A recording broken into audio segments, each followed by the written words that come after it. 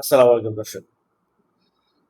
থালাপাতি বিজয় অবশেষে প্রধানমন্ত্রীর শপথ দিল এবং তার প্রধানমন্ত্রীর চেয়ারে, মুখ্যমন্ত্রীর চেয়ারে সে বসল। এই চেয়ারে বসার জন্য 20 বছর আগে থেকে সে একটা টার্গেট নিয়ে জার্নি শুরু করেছে। তার যে ফ্যান ক্লাবগুলো ছিল, সেই এক একটা ফ্যান ক্লাবকে সে এক একটা পার্টি অফিস করে ফেলেছে।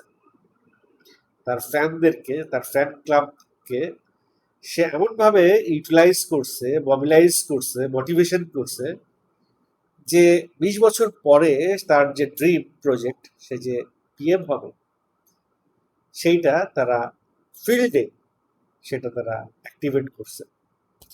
থালাপতি বিজয়ের এই বিষয়টা আমাদের দেশের যেসব তারকাদের ফ্যান পেজ আছে, ফ্যান গ্রুপ আছে, ফ্যান ক্লাব আছে, তারা কিন্তু তাদের সেই ফ্যান ক্লাবকে, ফ্যান বেজকে, ফ্যান গ্রুপকে কাজে লাগাতে পারে। তার এই যে আইডিয়াটা, এই আইডিয়াটা কিন্তু আমাদের দেশের তারকাদের একটা বিশাল বিশাল একটা বলবো সুযোগ সোশ্যাল ওয়ার্ক করার জন্য। দেখেন আমাদের দেশে অপু বিশ্বাস বলেন, শাকিব খান বলেন, বুবলি বলেন, পরিমণি বলেন, বা তৌসিফ জোবান নাটকের যারা আছে, ফারহান, এদের কিন্তু মিলিয়ন মিলিয়ন ফলোয়ার। ফেসবুকে গেলে, ইউটিউবে এদের কিন্তু পেজে এই মিলিয়ন মিলিয়ন ফলোয়ার দেখা যায়। কিন্তু এই ফলোয়াররা, এদের কাজ কি? এরা কিন্তু সারাদিন একে নিয়েই পড়ে থাকে।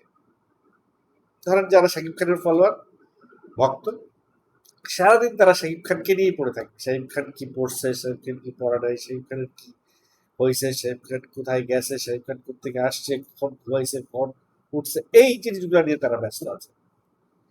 এই বিষয়গুলো নিয়ে ব্যস্ত থাকার পাশাপাশি অবশ্যই যার ভক্ত তাকে নিয়ে ব্যস্ত থাকবে, তার খবর দিবে। এইটার পাশাপাশি যদি এই সেলিব্রিটিরা, এই স্টাররা যদি তাদের ভক্তদেরকে একটা সোশ্যাল ওয়ার্ককে কাজে লাগায়, ধরেন আজকে শাকিব খান বলল যে আমার ফ্যান ক্লাবে 5 মিলিয়ন লোক আছে, এই 5 মিলিয়ন লোককে আমি দেখতে চাই তারা একটি করে গাছ লাগিয়েছে এবং সেই গাছ লাগানোর দৃশ্যটা ভিডিও করে সোশ্যাল মিডিয়ায় আপলোড করেছে এবং আমাকে ট্যাগ করেছে। আমি সেই ভিডিওগুলা আমার ওয়ালে ছেড়ে দিব, পাবলিক করে দিব। নর্মালি আপনি যাকে ভালোবাসেন, তাকে নিয়ে যাই করান, যাই লেখেন না কেন, সে কিন্তু তার ওয়ালে তার ট্যাগ দিয়ে যাচ্ছেন সারা জীবন, কিন্তু সে কিন্তু তার ওয়ালে সেটা শেয়ার দেয় না। কোনো ভক্তের পোস্ট খুব বেশি হৃদয় ঘটিত না হলে, আবেগপ্রবণ না হলে, সেটা সেই স্টার বা সেই শিল্পী সেটা তার ওয়ালে শেয়ার দেয় না। তো এই প্রসেসে বাংলাদেশে 5 লক্ষ বৃক্ষরোপণ করার একটা সুযোগ থেকে যায় শাকিব খানের, একটা সোশ্যাল ওয়ার্ক। এই 5 লক্ষ বৃক্ষ বা 5 লক্ষ বলছি, 5 মিলিয়ন মানে 50 লক্ষ, এই 50 লক্ষ বৃক্ষের আসলে কে লাগাবে, কয়টা ভিডিও আসবে, সেখান থেকে কাউন্ট করে কিন্তু বোঝা যাবে যে আসল ভক্তকে আর নকল ভক্তকে।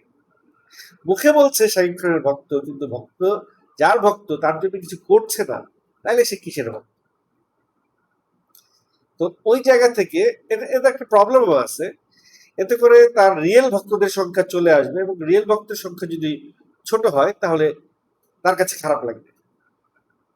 আমি মনে করি এটা উপেক্ষা করে আমাদের দেশে যারা শিল্পী আছেন, বড় বড় সুপারস্টার আছেন, তাদের অনেক ভক্ত আছে, তাদেরকে দিয়ে এই সোশ্যাল ওয়ার্ক গুলো করতে পারে। শুধুমাত্র গাছ লাগানো কেন, এরকম আরো অনেক প্রজেক্ট তারা হাতে নিতে পারে, আমাদের দেশটাকে ক্লিন করে ফেলতে পারে, মাদক মুক্ত করে ফেলতে পারে, অপরাধ মুক্ত করে ফেলতে পারে।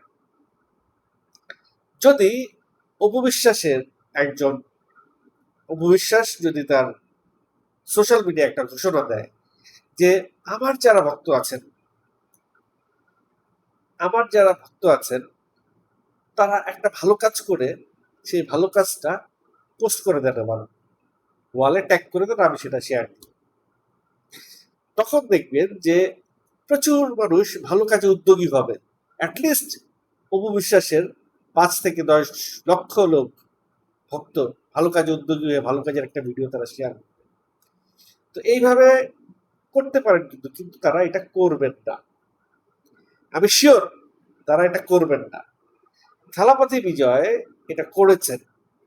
সে তার ভক্তদেরকে দিয়ে সোশ্যাল ওয়ার্ক করাইছেন এবং সে সোশ্যাল ওয়ার্কের মাধ্যমে তার সেই ভক্তদের মাধ্যমে সারা তামিলনাড়ুর মানুষ থালাপাতির ফ্যান হয়ে গেছে। এই যে প্রসেসটা, এই প্রসেসের মাধ্যমে আমাদের দেশে কিন্তু একজন এমপিও হয়েছে, ব্যারিস্টার সুমনের কথা নিশ্চয়ই মনে আছে।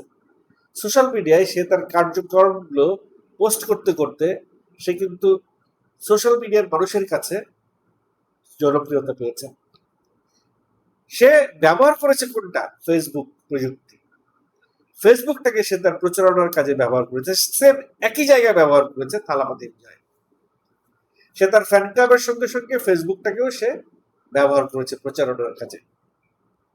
একটা মানুষ নির্বাচনে জেতার জন্য কি এমন কাজ ঘটাই দিল যে প্রথমবার নির্বাচনে আইসা প্রথমবার এসে 108টা আসন পাওয়া গেল,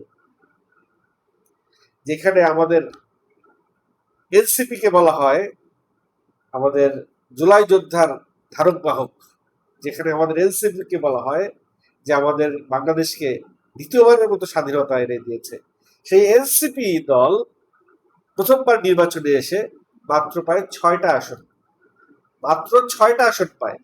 আর সেখানে 108টা আসন পায় থালাপতি বিজয়। যদিও থালাপতি বিজয়ের একটা লম্বা ক্যারিয়ার আছে। হ্যাঁ, কেন পাইছে সেটাই তো তার পেছনের ঘটনা। সে তার অভিনয়ের লম্বা ক্যারিয়ার তো আমাদের দেশের আরো অনেকেরও ছিল। কলকাতায় দেবতোর অভিনয়ের লম্বা ক্যারিয়ার, সে তো এবার তৃণমূলে হেরে গেল তৃণমূল নির্বাচন করতে গিয়ে। কলকাতার অনেক বড় বড় অভিনয় শিল্পী আছে যার লম্বা অভিনয় ক্যারিয়ার, তারা তো হেরে গেল। শুধু অভিনয়ের লম্বা ক্যারিয়ার থাকতে হবে না, সমাজের মানুষের সঙ্গে মিশে যেতে হবে, সমাজের মানুষের ডিমান্ড জানতে হবে, তাদের আকাঙ্ক্ষাকে পূরণ করার একটা প্রক্রিয়া থাকতে হবে। থালাপতি বিজয় সেই প্রক্রিয়ায় সফল। এটাই তার জাদুর কাঠি, এটাই তার ম্যাজিক। এবং সেই ম্যাজিককে সে সফল হয়েছে। সে তার তার নির্বাচন, তার প্রধানমন্ত্রীর আসনে বসার যে মুভমেন্টটা, যেই মুহূর্তটা, সেই মুহূর্তটা, সেই ভিডিওটাও দেখলাম। মানে একটা মানুষের দীর্ঘদিনের একটা আকাঙ্ক্ষা যে ওই চেয়ারটা এসে বসবে, এবং যখন সে ওই চেয়ারটা সামনে পায় যে মুভমেন্ট হয়, মানে সে মানে হয় না যে একটা মানুষ যখন অ্যাক্টিং করে তখন তার অ্যাক্টিংটাকে ফুটায় তুলবার জন্য সে অনেক অ্যাক্টিভিটিস করে রিয়েলিস্টিক করার জন্য। আমরা কি করি? একটা চেয়ার পাইলাম, আমরা একটা রুমে গেলাম, চেয়ার পেলাম, গিয়ে বসলাম। বা এখানে যদি অন্য কেউ হইতো এই অঙ্গের মুখ্যমন্ত্রী অঙ্গরাজ্যের, এই রাজ্যের, তাহলে সে কি করতো? থালাপতি বিজয় যেই বিষয়গুলো করেছে, তার চেয়ারে বসার আগে সে একটা পজ দিছে, সে দাঁড়াইছে, চেয়ারের কাছে গেছে, চেয়ারটাকে দেখছে, চেয়ারে বসার পরে চেয়ারের হাতলটা ধরছে, তারপরে একটু নিজেকে তটস্থ করে বসছে, বসে বাম পাশে একজনকে ডেকে কথা বলছে, ওই কি ভাই সেই যে একটা পিএম, সেই একটা অ্যাটিটিউডে কথা বলছে। এই যে স্টেপ বাই স্টেপ তার যে চেয়ারে যাওয়ার এবং বসার যে প্রক্রিয়াটা ছিল, পুরোটা বিষয় দেখে মনে হয়েছে যে আমি থালাপতি বিজয়ের একটা সিনেমাই দেখছি। আসলে এটা সিনেমা ছিল না। আজকের দিনে থালাপতি বিজয়ের সিনেমার ক্যারিয়ার শেষ। আজকের দিন থেকে থালাপতি বিজয়ের প্রধানমন্ত্রী ক্যারিয়ার শুরু হয়েছে। কিন্তু এই মুখ্যমন্ত্রী থালাপতি বিজয়ের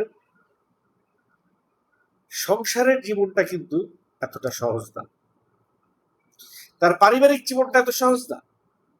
সে তার এই যে এমন একটা সিচুয়েশন তার চলছে এই সময়ে, সে যখন ইলেকশন, তার যখন নির্বাচন শুরু, তার আগে আগে তার ওয়াইফ তার নামে ডিভোর্সের ফাইল করছে, কেস করছে, এবং সেখানে সে 150 কোটি টাকার মতো বোধ হয় সে ভরণ পোষণ চাইছে।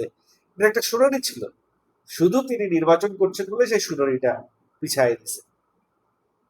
আজকে থালাপতি বিজয়ের শপথ গ্রহণ অনুষ্ঠানে তার বাবা মায়ের সঙ্গে তার স্ত্রীর থাকার কথা ছিল, স্ত্রী কিন্তু ছিল না, ছিল তার পরকীয়া প্রেমিক, পরকীয়া প্রেমিকা, পরকীয়াই বলবো, কারণ স্ত্রী থাকা অবস্থায় সে যখন আরেকজনের সঙ্গে অ্যাফেয়ারে থাকবে সেটি তো পরকীয়াই।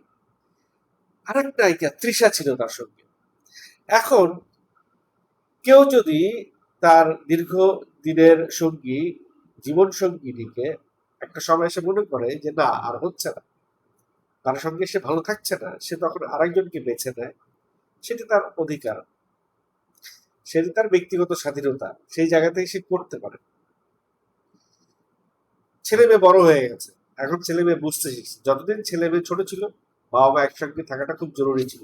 এখন ছেলে মেয়ে বড় হয়ে গেছে, ছেলে মেয়ে বুঝে বাবার কি চাহিদা, মায়ের কি চাহিদা, তাই তারা আলাদা হয়ে গেছে। কিন্তু স্ত্রী 150 কোটি টাকা বা 250 কোটি টাকা এরকম একটা ফিগার চাইছে, সেখানে 33 কোটি টাকা দিতে চাইছে থালাপতি পূজা তার ভরণ পোষণ হিসেবে। এটা আর একটা পার্ট, মানে মুদ্রার এই পার্টও থাকে, এই পিঠ যেমন থাকে মুদ্রার ওই পিঠও থাকে। সে যেমন মুখ্যমন্ত্রী হয়ে দেশের হাল ধরেছে, তেমনি তার সংসারের হাল ধরার জন্য সে আরেকজনকে নিয়ে আসছে। আবার মুখ্যমন্ত্রী হয়ে সে কিন্তু প্রথম যে দায়িত্বটা, প্রথম যে শপথটা, প্রথম যে প্রমিসটা করছে সেটা হচ্ছে তার রাজ্য থেকে সে মাদক মুক্তি করবে তার রাজ্যকে, যেটি তার অভিনয় জীবনে প্রত্যেকটি সিনেমাতে সে এটাই দেখাইছে যে যারা মাদক দিয়ে ডিল করে, যারা সন্ত্রাসী, যারা দুর্নীতিবাজ, তাদের সঙ্গেই কিন্তু সে সারা জীবন সিনেমা লড়ে গেছে। সেই লড়াইটাই সে কিন্তু তার এখন রিয়েল লাইফে লড়বে। এখন কথা হচ্ছে যে সিনেমায় যে লড়াইটা ক্যারিসমেটিক ভাবে লড়েছে, খুব এগ্রেসিভ ভাবে লড়েছে, খুব অ্যাকশন দেখানো গেছে, খুব থ্রিল ছিল, ঠিক ওই জিনিসটা তার রিয়েল লাইফেও থাকবে কিনা। দেখেন প্রতিটা গভর্নমেন্টই ক্ষমতা আসার পরে বলে, প্রথম যে কথাটা বলে, হ্যাঁ তার দেশ, তার এলাকা, তার রাজ্য সে দুর্নীতি মুক্ত করবে, অপরাধ মুক্ত করবে, মাদক মুক্ত করবে। এই প্রমিসটা সবাই করে এবং সবাই ব্যর্থ হয়, সবাই একেবারে ব্যর্থ হয়। এখন কথা হচ্ছে থালাপতি বিজয় কি সেই ব্যর্থতার গ্লানি তার কাঁধে সে বয়ে চলে যাবে, এটাই এখন দেখবার বিষয়। পর্দার হিরো বাস্তবেও কি হিরো হিসেবে তার ইমেজটা রেখে যেতে পারে কিনা।